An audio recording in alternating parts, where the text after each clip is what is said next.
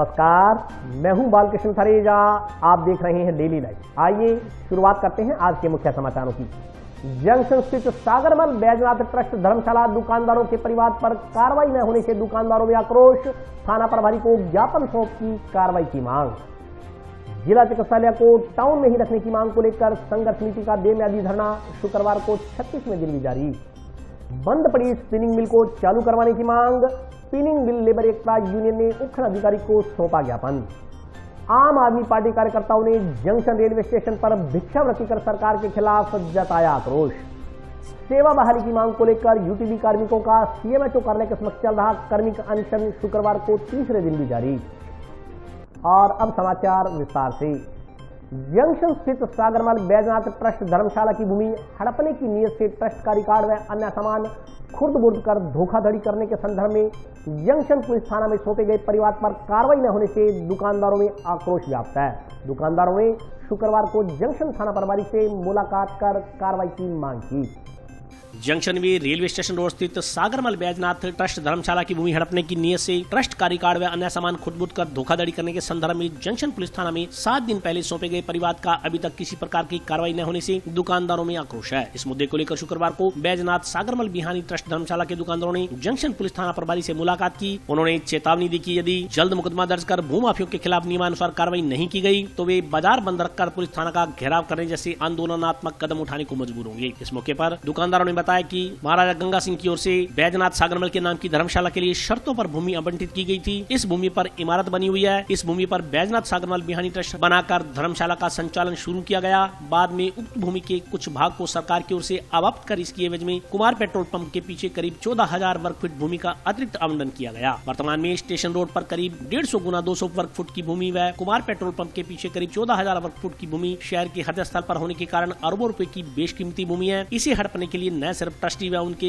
वारिस बल्कि अनेक भूमाफिया प्रयासरत हैं। इनकी ओर से अपने उद्देश्य की पूर्ति के लिए तरह तरह के हथकंडे अपनाकर विधि विरुद्ध कार्रवाई करते हुए अपराध किए गए हैं। हाल ही में ट्रस्टियों की ओर से अन्य से मिलीभगत कर न्यायालय के आदेशों की अवमानना कर इमारत में मजदूर लगाकर व जेसीबी की सहायता से तोड़फोड़ की गई। ट्रस्ट का सारा रिकॉर्ड गायब कर ट्रस्ट के अन्य सामान के साथ साथ इमारत के मलबे को ट्रैक्टर ट्रॉली में भरकर खुर्द-बुर्द कर दिया गया। दुकानों को गिराने की नीयत से जेसीबी की मदद से दुकानों के पीछे की ओर जानबूझकर दुकानों की क्षति कर दी गई। उन्होंने पुलिस पर आरोप लगाया कि पुलिस भूमाफियों के दबाव में कोई कार्रवाई नहीं कर रही। वहीं दुकानदारों ने कहा कि सन 2010 से हाई कोर्ट के स्थगन आदेश होने के बावजूद धर्मशाला के पीछे बने हुए कमरों में तोड़फोड़ की गई और रिकॉर्ड को खुर्द-बुर्द कर दिया गया। उन्होंने चेतावनी दी कि अगर पुलिस प्रशासन ने दुकानदारों का सहयोग नहीं किया तो वे दुकानदार मार्केट बंद रखकर धरना देंगे। और ये जो मामला है 25/12 को हमने एप्लीकेशन दी थी कि ट्रस्ट की भूमि को जो ट्रस्टियों के वारिस हैं और भूमाफिया हैं वो मिलकर हड़प करना चाहते हैं और उसके लिए इन्होंने कई कार्रवाइयां की हैं, फर्जी दस्तावेज तैयार किए हैं, न्यायालय को गुमराह किया है। एक्चुअल में स्टार्टिंग यहाँ से होती है कि 1915 में महाराजा गंगा सिंह से रियायती दाम पर ये जमीन इन्होंने धर्मशाला के लिए ली थी और जो बैजनाथ जी थे उन्होंने अपना एफिडेविट भी दिया था।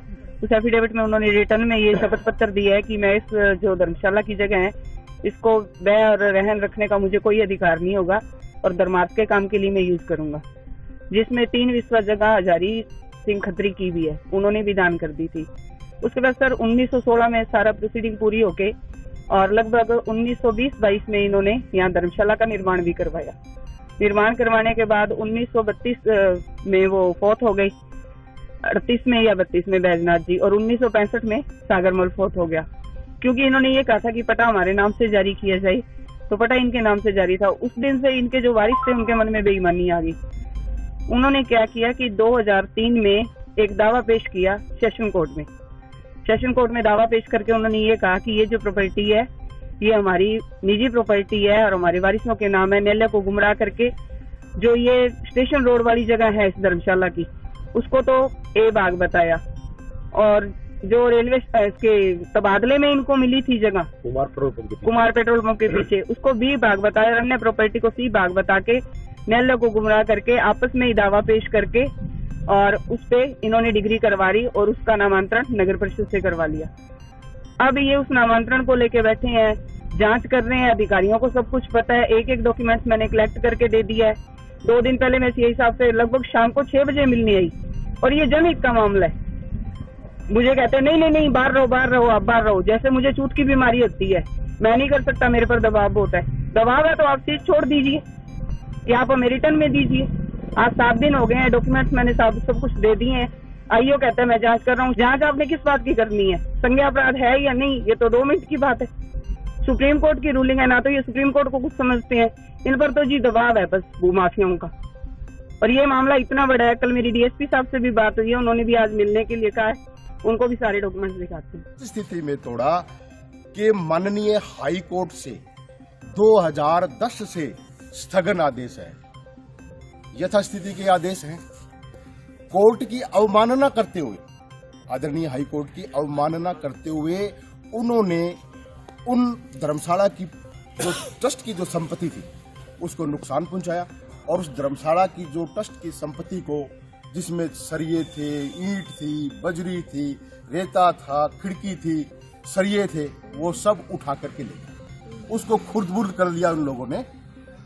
और जो ट्रस्ट का रिकॉर्ड था उसको भी वो लोग वहां से किडनैप कर करके ले गए। जबकि 2010 से हाई कोर्ट से इसका स्थगन आदेश है। वो उन्होंने किस हैसियत से ये काम किया?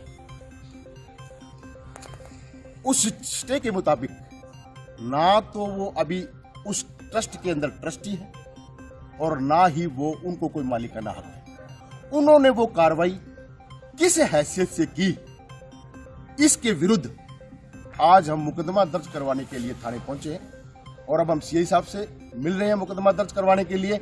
और उसके बाद हम एसपी साहब के पास जाएंगे, डीएसपी साहब के पास जाएंगे और कलेक्टर साहब को भी इस बात से अवगत करवाएंगे।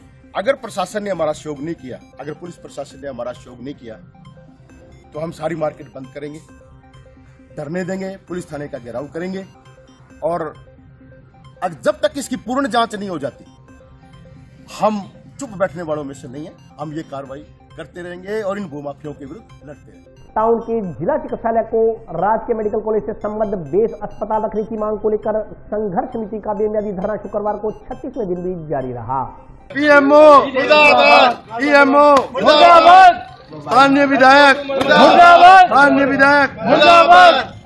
टाउन के राजकीय जिला चिकित्सालय को ही राजकीय मेडिकल कॉलेज से संबद्ध बेस अस्पताल रखने की मांग को लेकर जिला अस्पताल संघर्ष समिति का बेमियादी धरना शुक्रवार को 36वें दिन भी जारी रहा। मांग को लेकर अभी तक कोई ठोस कार्रवाई न होने से नाराज संघर्ष समिति के सदस्यों ने शुक्रवार को जिला अस्पताल के समक्ष जारी धरना स्थल पर अस्पताल स्थानांतरण के लिए जिम्मेदार लोगों का प्रतीकात्मक पुतला फूंकते हुए उनको जूतों की माला पहनाई। साथ ही पुतले पर अस्पताल के दोषी लिखकर जूते मारे। उधर संघर्ष समिति ने मांग को लगातार अनसुना करने के विरोध में 6 जनवरी को टाउन का बाजार बंद रखकर हाईवे जाम करने की घोषणा की है। साथ ही चेतावनी दी कि यदि जल्द ही मांगे पूरी नहीं हुई तो बेमियादी समय के लिए बाजार बंद करने का निर्णय भी लिया जा सकता है। इस मौके पर संघर्ष समिति सदस्यों ने कहा कि 1 माह से अधिक का समय बीत चुका है, प्रशासन अभी भी सोया हुआ है, इसलिए सोए हुए प्रशासन को जगाने के लिए शुक्रवार को धरना स्थल पर अस्पताल के स्थानांतरण के प्रयास के दोषियों के लिए पुतला स्वरूप पुतला बनाया गया और जूतों की माला पहनाई गई। साथ ही संघर्ष समिति के सदस्यों ने अस्पताल के दोषी स्वरूप पुतलों को जूते मारे। उन्होंने कहा कि अब तक चले आंदोलन से एक बात तो साफ हो गई है कि जिला अस्पताल को बेस अस्पताल रखने में न तो सरकार और न ही जनप्रतिनिधियों की कोई रुचि है। उन्होंने कहा कि आंदोलन को तेज करते हुए 6 जनवरी को टाउन का बाजार बंद करवाया जाएगा। साथ ही इस दिन भारत माता चौक पर चक्का जाम किया जाएगा। इसके बाद भी प्रशासन नहीं चेता तो बेमियादी समय के लिए बाजार बंद करवा दिया जाएगा। शुक्रवार को धरने पर दिनेश अरोड़ा, देवेंद्र पारिक, ब्रजलाल मेघवाल, राजेंद्र कुमार, रोशनी सोनी, कृष्ण कुमार, सुखा सिंह, रमेश सिंह, मोहम्मद सलीम, दिनेश शर्मा, अमन वर्मा, हरि वर्मा, हनुमान वर्मा सहित अन्य लोग धरने पर बैठे। आज जिला अस्पताल के सामने धरने ने 36वें दिन में प्रवेश किया है। स्थानीय पब्लिक, स्थानीय जनता, आसपास के ग्रामीण, समस्त पंचायत हमारे साथ है और ये जिला अस्पताल को बेस अस्पताल रखने के लिए ये धरना चल रहा है। सरकार की और जनप्रतिनिधियों की जो रुचि है इसमें वो बिल्कुल ही नहीं है। कलेक्टर साहब से हमारी 2-3 बार बात हुई, लेकिन उन्होंने भी कोई ठोस आश्वासन या कोई इस ढंग की बात नहीं की कि ये हो जाएगा। प्रशासन बिल्कुल ही नशे में चूर है और 6 तारीख को अमन मानगढ़ बंद करके रोड को, हाईवे को रोका जाएगा, जाम किया जाएगा। उसके बाद भी अगर प्रशासन नहीं चेता तो अनिश्चितकालीन के लिए बंद किया जाएगा। जिला संघर्ष समिति अस्पताल बचाओ के तत्वाधान में 36 दिन हो गए धरना दिए हुए। प्रशासन सोया हुआ है और ना ही किसी को इसकी जरूरत महसूस होती है। इसलिए आज खोए हुए को जगाने के लिए अस्पताल के दोषी जो भी हैं उनके लिए एक पुतला स्वरूप बनाया और सभी ने इनको जूतों की माला पहनाई और जूते कोई भी आए जो अस्पताल का दोषी है उसको जूतों से उसको मारे। अगर ये हमारी मांग नहीं मानी जाती है तो उसका जिम्मेवारी जो भी होगी वो प्रशासन की होगी। लंबे समय से बंद पड़ी स्पिनिंग मिल को चालू करवाने की मांग को लेकर स्पिनिंग मिल लेबर एकता यूनियन ने शुक्रवार को मुख्यमंत्री के नाम का ज्ञापन उपखंड अधिकारी को सौंपा। स्पिनिंग मिल चालू करो, स्पिनिंग मिल चालू करो। लंबे समय से बंद पड़ी स्पिनिंग मिल को चालू करवाने एवं श्रमिकों की समस्याओं का समाधान करवाने की मांग को लेकर स्पिनिंग मिल लेबर एकता यूनियन ने शुक्रवार को मुख्यमंत्री के नाम का ज्ञापन उपखंड अधिकारी डॉक्टर अवी गर्ग को सौंपा। ज्ञापन में कहा गया है कि राजस्थान सरकार की ओर से सन 2018 में विधानसभा चुनाव से पूर्व अपने पार्टी के घोषणा पत्र में हनुमानगढ़ की स्पिनिंग मिल को चालू करवाने का वायदा किया था, लेकिन अभी तक उस घोषणा को लागू नहीं किया गया, जबकि सरकार के 3 वर्ष पूर्ण हो चुके हैं। इसके अलावा स्पिनिंग मिल बंद होने से बेरोजगार हुए श्रमिकों की समस्याओं का भी समाधान नहीं किया गया। ज्ञापन में मांग की गई है कि स्पिनिंग मिल को फेडरेशन से अलग किया जाए तथा मिल के पूर्व हिस्सेदारों को पुनः जीवित कर नए शेयर होल्डर बनाए जाएं। मिल के श्रमिकों को भी हिस्सेदार बनाकर पुनः मिल को कोऑपरेटिव मिल के रूप में चलाया जाए। डेपुटेशन पर भेजे गए मिल के 116 श्रमिकों का अभियोजन विभाग में ही समायोजन किया जाए। जिन 4 श्रमिकों का डेपुटेशन के दौरान निधन हुआ है उनके परिवार में से एक सदस्य को सरकारी नियुक्ति दी जाए। इसके साथ ही स्पिनिंग मिल श्रमिकों का वर्ष 2014-15 से आज तक 2020-21 तक लगभग 5 वर्षों का बकाया बोनस का भुगतान किया जाए।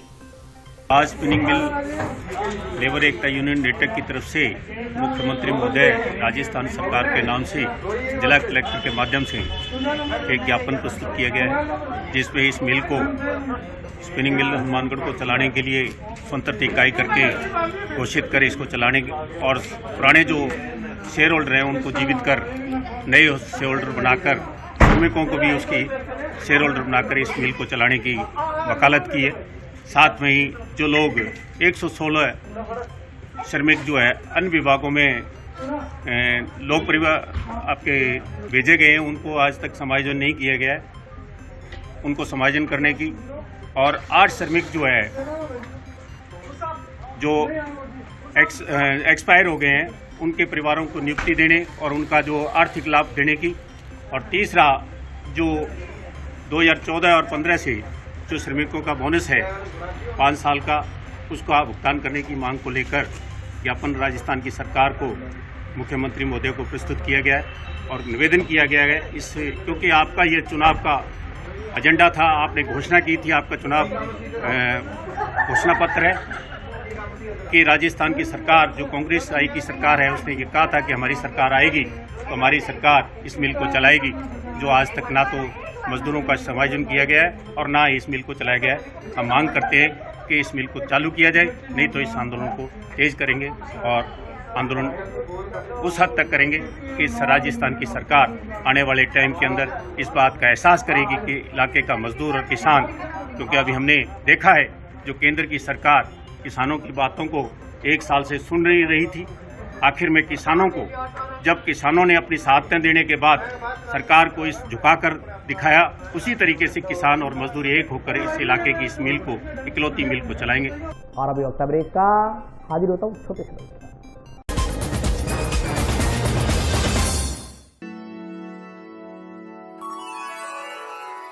यूं तो कई बार मुझे हंसते देखा है,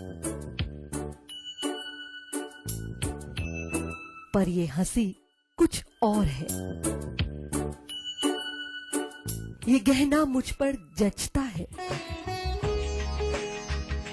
पर ये महज एक गहना नहीं, ये रूपरेखा है मेरे मन की, हंसती खिलखिलाती लहरों की, जो आतुर थी अब तक मुझ पर सजने को। इसलिए ये गहना ही मेरा सच्चा श्रृंगार है, श्रृंगार है, श्रृंगार है।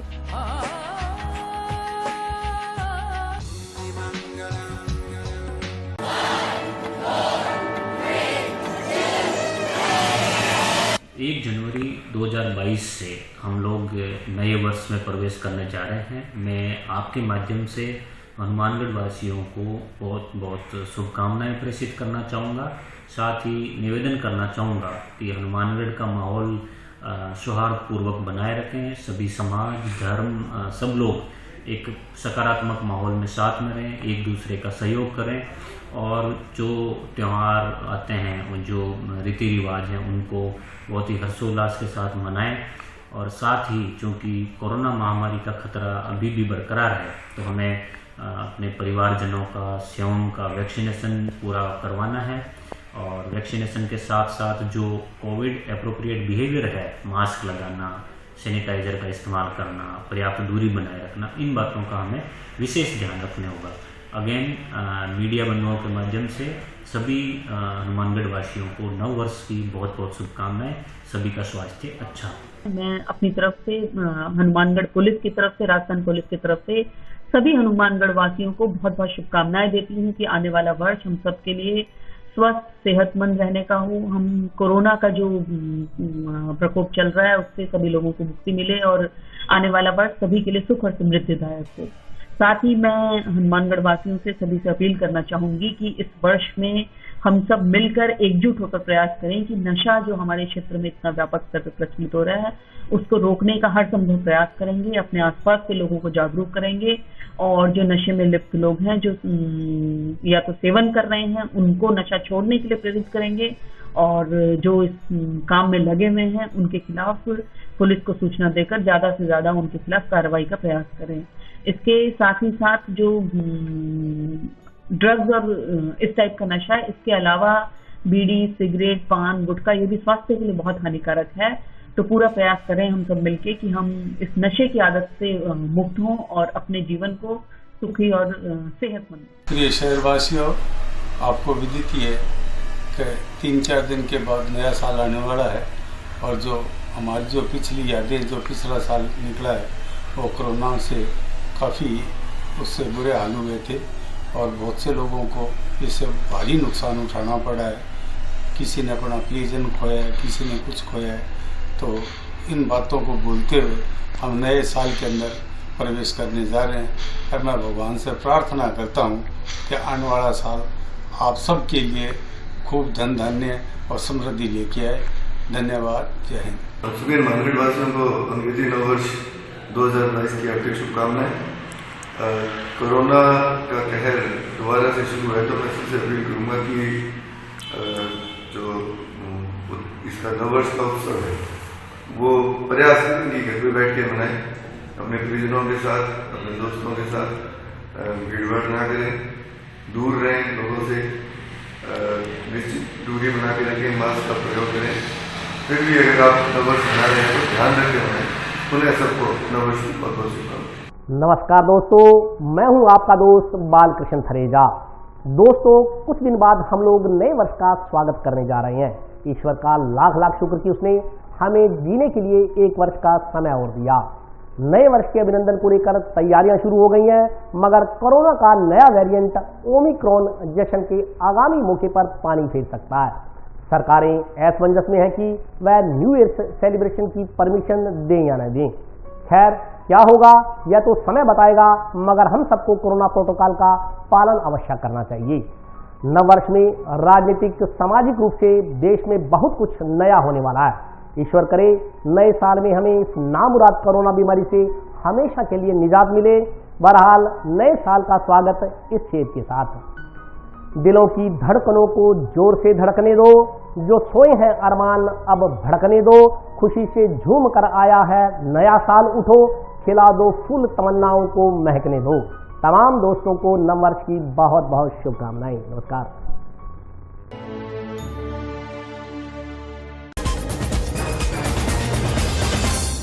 ब्रेक के बाद स्वागत है। आइए नजर डालते हैं अगले समाचारों पर। आम आदमी पार्टी द्वारा बिजली कंपनियों के खिलाफ किए जा रहे आंदोलन के क्रम में आज कार्यकर्ताओं ने जंक्शन रेलवे स्टेशन पर भीख मांगकर सरकार के विरुद्ध विरोध दर्ज करवाया।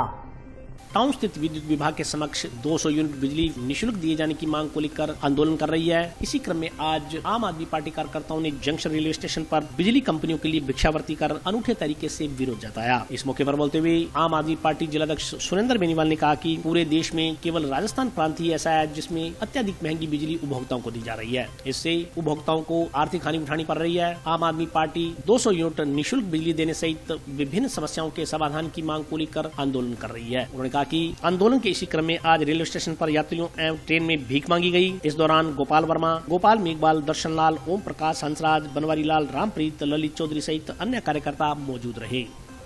राजस्थान की गहलोत सरकार बिजली के दामों में लगातार वृद्धि कर रही है। इसी को लेकर के आम आदमी पार्टी पिछले 19 दिनों से धरना प्रदर्शन कर रही है और आज हमारा राजस्थान की गहलोत सरकार का बिजली कंपनियों का घाटा पूरा करने का एक अभियान चल रहा है। 4 दिन से आज चौथा दिन है और 7 दिन तक ये हमारा अभियान चलेगा और इसका उद्देश्य ये है कि हम आमजन से भीख के माध्यम से सहयोग लेकर के और गहलोत सरकार के खजाने में पैसा जमा करवाएंगे ताकि गहलोत सरकार अपनी बिजली कंपनियों का घाटा पूरा कर सके और जनता को बिजली के माध्यम से लूटना बंद करे। एक तरफ दिल्ली में आम आदमी पार्टी की सरकार है जहां पिछले 7 साल से बिजली के दामों में कोई वृद्धि नहीं की गई है और प्रत्येक उपभोक्ता को प्रति माह 200 यूनिट जिसका कंजप्शन 200 यूनिट है उसको बिजली फ्री दी जा रही है। ऐसे में राजस्थान की सरकार का बार बार बिजली के दाम बढ़ाना सरकार के साथ बहुत बड़ा धोखा है। जब सरकार ने विधानसभा चुनाव 2018 लड़ा था उसमें घोषणा की थी कि अगर हमारी सरकार बनती है तो हम बिजली के दाम नहीं बढ़ाएंगे, लेकिन 2018 से लेकर अब तक राजस्थान की सरकार 7 बार जो है वो बिजली के दाम बढ़ा चुकी है और आने वाले समय में फिर बढ़ाएगी। कोरोना में लोगों के काम धंधे चौपट हुए हैं, लोगों की नौकरियां गई है। एक तरफ कोरोना में लोगों को मदद करनी चाहिए थी, दूसरी तरफ सरकार जो है मदद करने के बजाय बिजली के दाम लगातार बढ़ा करके राजस्थान की जनता का शोषण कर रही है। तो हम इस भिक्षावृत्ति के माध्यम से सरकार को एहसास करा रहे हैं कि आज ये हालत है। हमें 4 दिन हो गए भिक्षा मांगते हुए, 4 दिन, और 4 दिन में 2000 रुपये इकट्ठे नहीं हुए। तो आप सोचें कि राजस्थान की जनता की आर्थिक स्थिति कैसी है। भौगोलिक दृष्टि से राजस्थान सबसे पिछड़ा हुआ राज्य है। राजस्थान में उद्योग धंधों का कोई काम नहीं है। राजस्थान जो है वो कृषि आधारित क्षेत्र है और वो भी वर्षा पर है। ऐसे में राजस्थान के लोगों की आर्थिक स्थिति को देखते हुए गहलोत जी से निवेदन है कि बिजली के जो दाम है वो घटाएं और लोगों को 200 यूनिट बिजली प्रति माह जो है वो फ्री करे। उसके साथ साथ जो कोरोना काल में 3 महीने की बिजली के जो बिल है वो आम जनता के माफ होने चाहिए। सेवा बहाली की मांग को लेकर यूटीबी कार्मिकों का सीएमएचओ कार्यालय के समक्ष चल रहा कर्मी अनशन शुक्रवार को 3रे दिन में प्रवेश कर गया। We want justice! We want justice! We want justice! We want justice! We want justice! We want justice! हम हमारा हक मांगते नहीं किसी से भीख मांगते। हम हमारा हक मांगते नहीं किसी से भीख मांगते। सेवा बहाली की मांग को लेकर यूटीबी कार्मिकों का मुख्य चिकित्सा एवं स्वास्थ्य अधिकारी कार्यालय के समक्ष चल रहा कार्मिक अनशन आज 3रे दिन भी जारी रहा। इस दौरान यूटीबी कार्मिकों ने कहा कि कोरोना काल में यूटीबी कार्मिकों ने अपनी जान को जोखिम में डालते हुए आमजन के स्वास्थ्य की रक्षा की, लेकिन अब सरकार ने एक तुगलकी फरमान जारी करते हुए उनकी सेवाओं को समाप्त कर दिया। यूटीबी कार्मिकों ने कहा कि उनकी सेवाएं अचानक समाप्त कर दी गई। इससे यूटीबी कार्मिकों के परिवारों के समक्ष आर्थिक संकट आन खड़ा हुआ है। यूटीबी कार्मिकों ने कहा कि प्रदेश में नर्सिंग कर्मियों के अनेक पद खाली पड़े हैं मगर सरकार उन्हें बेरोजगार करने पर तुली हुई है। उन्होंने चेतावनी दी कि जब तक उनकी सेवा बहाली के आदेश पारित नहीं कर दिए जाते उनका आंदोलन जारी रहेगा। यूटीबी नर्सिंग स्टाफ बैठे हैं सभी। हमें आज 8वां दिन हो गया है कार्मिक अनशन पे बैठे हैं। अभी ने कोई सुनाई नहीं हो रही है। अगर सीएमएच और कलेक्टर साहब ने 5 तारीख का आश्वासन दिए भी आपको सुनाई हो जाएगी। 5 तारीख को आपको ज्वाइनिंग करवा देंगे। अगर 5 तारीख तक हमें ज्वाइन नहीं करवाता तो हम आमरण अनशन पे बैठेंगे। टाउन स्थित जनशक्ति भवन में शुक्रवार को एफसीआई पल्लेदार मजदूर यूनियन का 18वां सम्मेलन आयोजित किया गया। टाउन में टीबी रोड स्थित जनशक्ति भवन में शुक्रवार को एफसीआई पल्लेदार मजदूर यूनियन का 18वां सम्मेलन आयोजित हुआ। सम्मेलन को श्रमिक नेताओं ने संबोधित किया। सम्मेलन में सेंट्रल वेयर हाउस के गोदाम निजी हाथों में सौंपे जाने के अलावा देश में निजीकरण को बढ़ावा देने के खिलाफ केंद्रीय श्रमिक संगठनों के आह्वान पर 23-24 फरवरी की राष्ट्रव्यापी हड़ताल को सफल बनाने के लिए रणनीति बनाई गई। इसके तहत गाँव-गाँव जाकर बैठके में नुक्कड़ सभाएं कर पूरी तैयारी के साथ मजदूरों से 2 दिवसीय हड़ताल में शामिल होकर निजीकरण का पुरजोर तरीके से विरोध करने का निर्णय लिया गया। इस दौरान वक्ताओं ने कहा कि श्रमिक संगठनों का संघर्ष न केवल केवल श्रमिक और आमजन के अधिकार एवं जीवन आजीविका को बचाने के लिए है, बल्कि देश की अर्थव्यवस्था, लोकतांत्रिक व्यवस्था और संपूर्ण समाज को उस आपदा और विनाश से बचाने के लिए भी है। उन्होंने कहा कि मौद्रीकरण के नाम पर उस राष्ट्रीय संपत्ति एवं सार्वजनिक उद्योगों को निजी हाथों में सौंपने की तैयारी सरकार ने कर ली है, जिसमें देश की जनता का पैसा और मेहनत लगी हुई है। केंद्र सरकार ने सार्वजनिक क्षेत्र के बैंक, बीमा संस्थान, रेलवे, बंदरगाह, हवाई अड्डे, बिजली, स्टील, दूरसंचार, डाक सेवाएं, प्राकृतिक गैस को योजनाबद्ध तरीके से बेचने का निर्णय किया है। श्रमिकों के संरक्षण के लिए बने श्रम कानूनों को 4 कोड बनाकर मालिक सहयोगी बनाया जा रहा है। श्रमिक नेताओं ने सार्वजनिक क्षेत्र को निजी क्षेत्र में धकेलने का कड़े शब्दों में विरोध करते हुए मांग की कि राजस्थान में वैज्ञानिक मानदंडों के आधार पर श्रमिकों को न्यूनतम वेतन निर्धारित किया जाए। आज हनुमानगढ़ टाउन में जनशक्ति भवन के अंदर एससी पल्लेदार मजदूर यूनियन का सम्मेलन होने जा रहा है। इसका यहाँ सम्मेलन का में आज सबसे मुख्य बात कि जो सेंट्रल वेयर हाउस एससी के जो गोदाम निजी कंपनियों को सौंपे जा रहे हैं, इसी के साथ ये जो प्राइवेटाइजेशन को बढ़ावा दिया जा रहा है, चाहे वो रेल है, चाहे वो भेल है, HCL है, हमारे बंदरगाह है, हमारी सड़कें हैं, एयरपोर्ट है, इन तमाम चीजों को आज मोदी सरकार का जिक्र, इसको लेकर 23-24 फरवरी को राष्ट्रव्यापी तमाम केंद्रीय श्रमिक संगठनों द्वारा और उसमें किसान मोर्चे का भी, संयुक्त किसान मोर्चा है, उसका भी इसमें आह्वान है। उसको कामयाब करने के लिए आज यहाँ हम बैठकर रणनीति बना रहे हैं। आने वाले दिनों में गाँव में जाकर मीटिंगों द्वारा, नुक्कड़ सभाओं द्वारा, इंडस्ट्री एरिया में मजदूरों से जो भी हम कर पाएंगे इस 23-24 तारीख की हड़ताल के लिए, उसको लेकर आज पूरी व्यापक तैयारियां हो रही हैं। और इसी के साथ हम आने वाले साल के लिए हमारा नया नेतृत्व, नई जिम्मेवारी नए साथियों को सौंपेंगे। और आज के लिए बस इतना ही। कल फिर हाजिर होता हूँ नए समाचारों के साथ। तब तक के लिए नमस्कार।